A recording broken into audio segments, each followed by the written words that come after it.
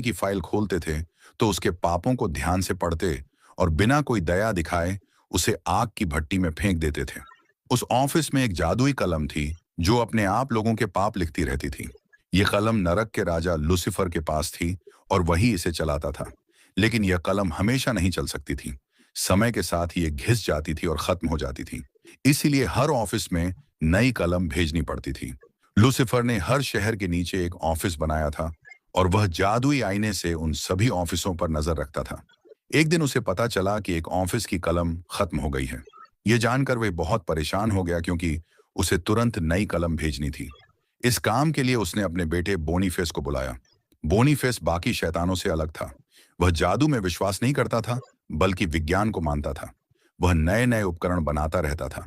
यह बात लूसीफर को पसंद नहीं थी, लेकिन इस बार उसके पास कोई और रास्ता नहीं था।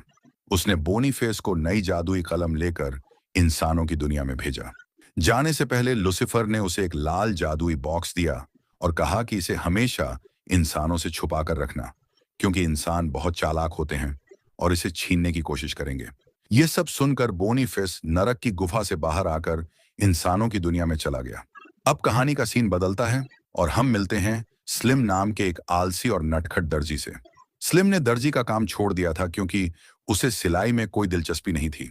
जब भी कोई ग्राहक उसके पास कपड़े सिलवाने आता तो वह तरह तरह के बहाने बनाकर उसे लौटा देता था ताकि काम से बच सके। लेकिन सच तो यह था कि स्लिम का ध्यान सिलाई से ज्यादा खजाने की तलाश में था। उसके पास एक पुराना नक्शा था जिसमें कई जगहों पर निशान बने हुए थे। इसी नक्शे के सहारे वह जंगल में एक गुफा के अंदर गया और वहां चुंबक की मदद से सोना खोजने की कोशिश करने लगा। लेकिन उसकी किस्मत खराब थी। उसे सोने के बजाय सिर्फ एक पुरानी घोड़े की नाल मिली। यह देखकर वह बहुत निराश हुआ और गुफा से बाहर आ गया। इसके बाद वह सीधे एक पब में चला गया जहां उसे मार्गरेटा नाम की लड़की पसंद थी। मार्गरेटा उस पब के मालिक की बेटी थी और सभी उसे पसंद करते थे। वह हमेशा एक राजकुमार से शादी करने का सपना देखती थी और इसलिए सबके प्रपोजल को ठुकरा देती थी। स्लिम इस पब में इसलिए भी आता था क्योंकि मार्गरेटा उसे मुफ्त में शराब पिला देती थी। हर बार वह उसे यही बहाना देता कि उसके पास खाने के पैसे नहीं हैं, लेकिन जब वह खजाना ढूंढ लेगा तो सारे पैसे चुका देगा। पब का मालिक आंद्रेज बहुत सख्त था और जब भी वह स्लिम को देखता उसकी जमकर डांट करता और पब से निकाल देता। फिर भी स्लिम हार नहीं मानता था।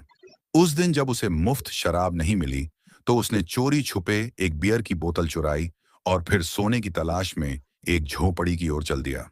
जैसे ही स्लिम उस पुरानी झोपड़ी के अंदर गया, उसकी नजर एक अनजाने आदमी पर पड़ी जो पहले से ही वहां सोया हुआ था। झोपड़ी में अंधेरा था और उस अजनबी की परछाई कुछ अजीब सी लग रही थी, जिससे स्लिम घबरा गया।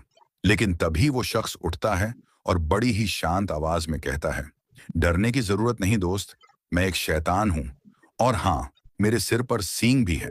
ये सुनकर स्लिम की आंखें चौड़ी हो जाती